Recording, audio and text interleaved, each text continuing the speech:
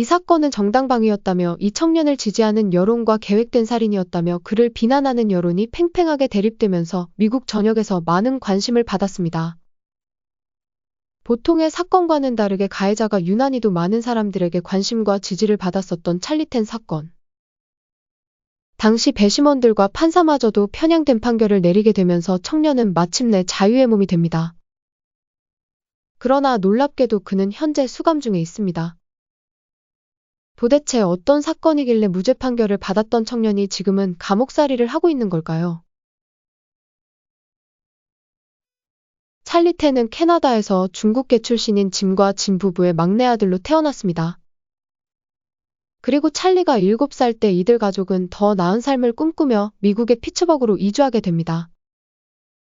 그들이 이사한 피츠버그는 주로 성공한 사람들이 밀집해 살고 있는 조용하고 안전한 동네로 잘 알려진 곳입니다. 찰리의 아빠 짐은 낯선 땅에서 의료장비 및 소프트웨어를 개발하는 다이나맥스 이미징이라는 회사의 성공한 창업주였으며 엄마인 진은 가족들이 미국에서 잘 적응할 수 있도록 남편과 자식들을 살뜰히 챙겼습니다. 찰리가 고등학생일 때 그의 형 제프가 콜로라도에 위치한 대학교에 입학을 하게 되면서 나가 살게 됩니다. 그때 찰리는 독립을 하게 된 형이 너무 부러웠고 자신도 빨리 대학생이 되고 싶었다고 합니다. 찰리는 고등학교에서 학생회장을 맡았고 성격 좋은 멋진 남학생으로 유명했습니다. 그는 학교에서 미식축구로도 활약을 했으며 학업 성적도 우수했습니다. 주변 사람들은 모두 그런 찰리를 좋아했고 그 지역에서 그는 모범적이고 착한 청년으로 잘 알려져 있었습니다. 그리고 모든 것에 열정적으로 최선을 다했던 찰리는 평소 목표로 삼았던 명문대 중 하나인 코넬 대학교에 합격을 하게 됩니다. 찰리의 부모님은 바르게 자란 두 아들과 행복했고 이들은 경제적으로도 안정되어 아무런 문제가 없어 보이는 화목한 가족 같아 보였습니다.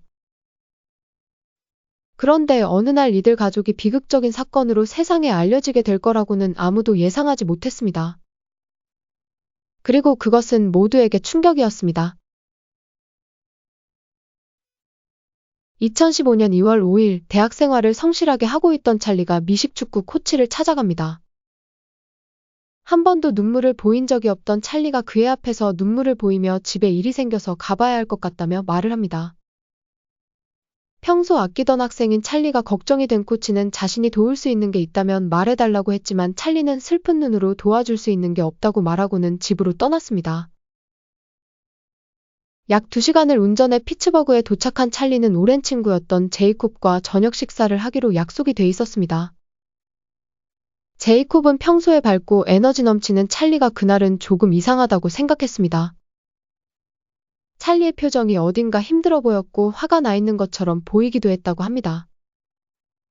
그리고 갑자기 해외로 떠날지도 모른다고 말하는 찰리에게 무슨 일이 있는 거냐며 자세하게 물어보자 그는 답을 얼버무리고는 집에 돌아갔습니다. 제이콥은 평소답지 않았던 찰리에게 무슨 일이 생긴 건 아닌지 걱정이 되기 시작했고 부모님과 의논을 해 경찰서로 전화를 합니다. 그리고 경찰에게 상황 설명을 하며 찰리의 집을 방문해 그의 신변이 안전한지 확인해 줄 것을 요청했습니다. 그날 밤 경찰이 찰리의 집을 방문합니다.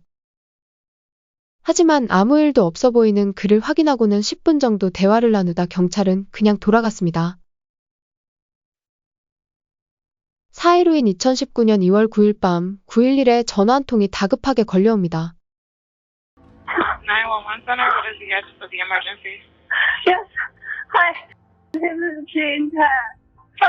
I heard an argument that someone talked to my husband. Ma'am, I can't understand anything you're saying. Does anyone need an ambulance? Does somebody in the house have a gun? Who's already dead? Are you in a safe spot? Yes, I am. We need you to wait outside of the house for the police officer's safety. 남편인 짐이 총에 맞아 사망한 것 같다는 찰리의 엄마 진의 신고 전화였습니다. 구급대원과 경찰이 바로 찰리의 집으로 향합니다. 경찰의 요청대로 진과 찰리가 집 밖에서 기다리고 있었습니다. 경찰이 집 안으로 들어가더니 2층 서재에 쓰러져 있는 남편 짐을 발견합니다. 그는 가슴에 2발과 머리에 1발의 총격을 당해 사망한 것으로 보였습니다. 경찰이 정확한 상황에 대해 묻자 충격을 받은 아내 진이 혼란스러움 속에서 어렵게 설명합니다. 남편과 자신이 말다툼을 하게 됐는데 그가 심하게 폭력을 가하자 자신을 보호하기 위해 아들 찰리가 남편에게 총을 겨눴다고 말했습니다. 그러자 옆에 있던 찰리가 울먹이며 자신이 그렇게 하지 않았다면 아빠가 엄마를 죽였을 거라며 덧붙입니다. 경찰의 조사가 시작되었습니다. 조사 과정에서 이전에 아내 진이 남편을 가정폭력으로 18번이나 신고했었던 사실이 드러났습니다. 그리고 그녀의 가방 안에서 유명한 변호사들의 이름과 연락처 목록이 발견되면서 그녀가 가정폭력으로 많이 힘들었던 상황이었음을 짐작해 했습니다. 아들 찰리와 그녀의 새로 발급받은 여권이 발견되기도 했지만 진은 아들과 기분 전환으로 해외여행을 계획하고 있었다고 설명했습니다. 하지만 경찰은 사건 당일 신고를 받고 찰리의 집안에 들어갔을 때 특유의 악취가 너무 심했다는 점과 사망한 남편 짐을 발견했을 때 총을 맞고 흘린 피가 이상스럽게도 다 말라 있었다는 점에 주목했습니다. 무엇보다 엄마를 보호하기 위해 저지른 아들의 정당방위라고 하기에는 목숨을 위협할 만한 공격이나 방어가 오고 갔을 흔적이 전혀 없었다는 것이 이상했습니다.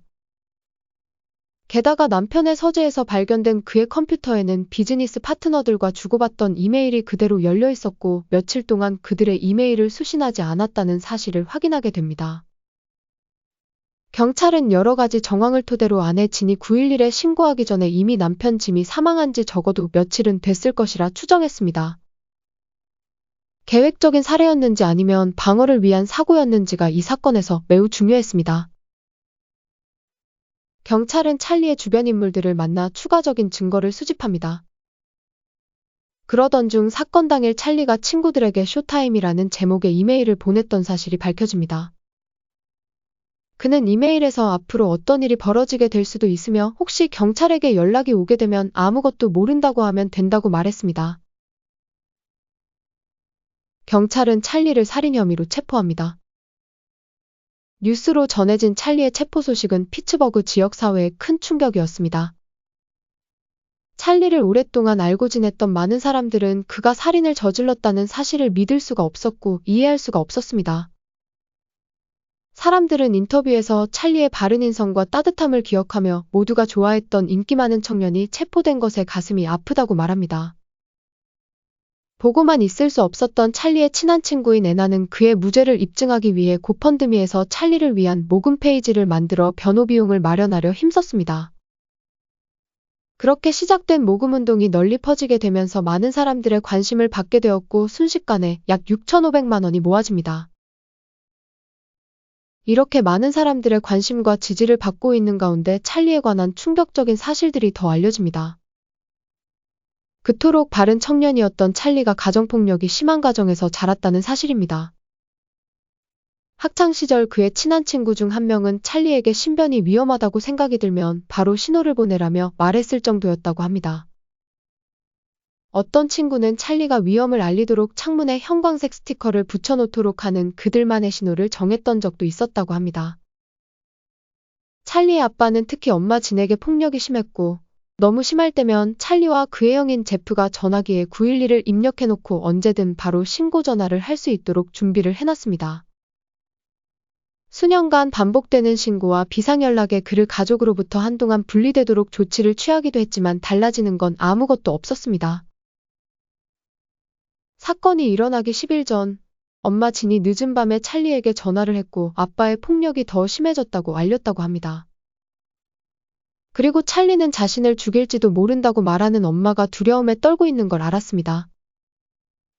이에 찰리는 방문을 잠그고 있으라고 조언하며 자신이 조만간 집에 오겠다며 그녀를 안심시켰습니다. 이 모든 사실이 매스컴을 통해 보도되면서 사람들은 찰리의 행동이 엄마를 지키기 위한 불가피한 선택이었다며 더욱 그를 옹호하기 시작했고 찰리 측 변호인은 그에게 범행을 인정하지 말라며 당부했습니다. 하지만 검찰 측은 여러 가지 정황상 찰리가 오래전부터 엄마와 가족들을 힘들게 하는 아빠를 살해하고 싶은 극도의 충동을 느껴왔을 것으로 판단했으며 그가 사전에 아빠를 살해하려 충분한 계획을 세웠을 것이라고 주장했습니다. 검찰 측은 사건이 일어나기 며칠 전 찰리의 대학교 근처에 있는 한 대형마트에서 그가 총을 구입하려고 시도하는 장면이 담긴 CCTV를 확보합니다. 찰리는 미국 시민권이 아직 없었기 때문에 총기 구매를 위해서는 대기자 명단에 이름을 올려놓아야 했습니다. 그 때문에 그날 찰리는 친구를 찾아가 주말에 캠핑하면서 사냥을 해보려는데 산탄총이 필요하다는 이유를 대며 대신 구입해주기를 부탁했습니다. 그렇게 찰리는 총기를 소유할 수 있게 됩니다. 검찰 측의 이러한 증거에도 찰리 측의 변호인은 끝까지 엄마가 죽을지도 모를 상황에서 아들의 정당방위였음을 강조했습니다. 그리고 총에 방아쇠를 당긴 사람이 찰리가 아닐 수도 있다는 증거를 제시하며 무죄를 강력하게 주장했습니다.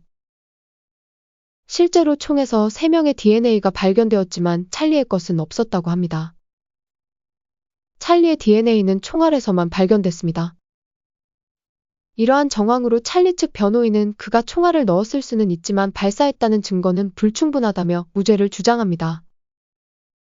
오히려 찰리의 엄마가 남편을 살해할 동기가 훨씬 컸을 것이라며 찰리가 엄마를 위해 죄를 덮어쓴 것이라는 말도 많았습니다. 이렇게 양측의 끝없는 대립 속에 여러 번의 재판이 열렸으나 판결은 쉽게 내려지지 못하면서 몇 달이 흘러갑니다. 2015년 11월 5일 재판이 다시 열렸습니다.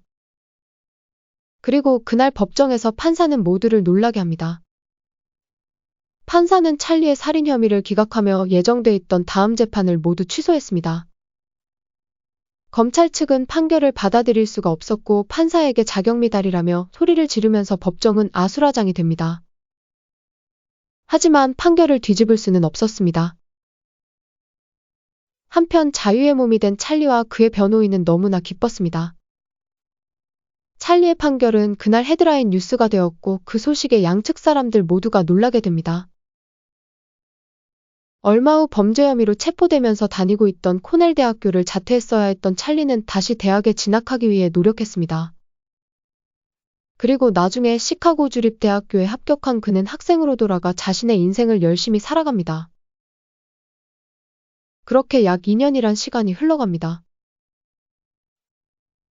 2017년 9월 그날은 찰리가 친구 결혼식에 참석하기 위해 캐나다에 갔다가 미국으로 돌아온 직후였습니다.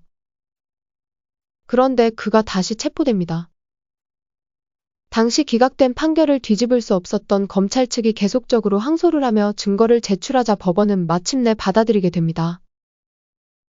규정을 어기고 거짓으로 상황을 만들어 총을 구매한 법률 위반죄와 살인 혐의로 다시 체포된 것이었습니다. 2018년 6월 22일 법원은 찰리에게 1급 살인 혐의로 20년형을 선고하였고 현재 그는 뉴욕주의 연방교도소에서 수감 중에 있습니다. 2015년 사건 당시 찰리에게 살인죄에 대해 인정을 하면 8년 형량을 받을 수 있는 타협권을 제시했었지만 그가 인정할 수 없다며 거절했다고 합니다. 그런데 2019년 수감 중인 찰리가 자신의 죄를 인정하며 판사에게 편지 한 통을 보냅니다. 그는 자신의 혐의를 인정하며 반성을 하고 있다는 말로 시작하며 편지를 써내려갔습니다. 사건이 일어나기 얼마 전 엄마에게 다시는 손을 대지 말라며 자신이 아빠에게 강력하게 말했지만 그는 상관하지 말라며 더 화를 냈다고 했습니다. 그리고 한 번만 더 자신을 화나게 하면 엄마를 죽여버리겠다며 심각하게 말하는 아빠를 보고 그는 큰 충격을 받았다고 합니다. 찰리는 자신이 엄마를 보호하기 위해 벌어진 정당방위였음을 다시 한번 강조했습니다. 그리고 그는 자신의 잘못된 선택을 너무도 후회한다며 학교로 돌아가 학업에 열중하며 다양한 자원봉사 프로그램에 참여하며 살아갈 수 있도록 기회를 달라고 호소했습니다. 하지만 찰리의 그런 편지에도 감형 요청은 받아들여지지 않았습니다. 찰리텐 사건은 그가 부당한 처벌을 받고 있다고 생각하는 여론과 그가 다른 범죄자들과 다를 바가 없다며 비난하는 여론이 나눠지며 아직도 많은 사람들의 관심을 받고 있습니다. 그리고 어떤 사람들은 아빠 진을 살해한 사람이 정말 찰리인지에 대해서도 의심했습니다. 그들은 남편을 살해한 엄마를 위해 찰리가 대신에 살인 혐의를 덮어쓰고 감옥에 간 것일 수도 있다며 안타깝다고 합니다. 더 나은 삶을 꿈꾸며 미국으로 이주해 행복할 것만 같았던 가족에게 가정폭력이라는 문제가 존재하면서 이렇게 안타까운 비극으로 끝이 났습니다.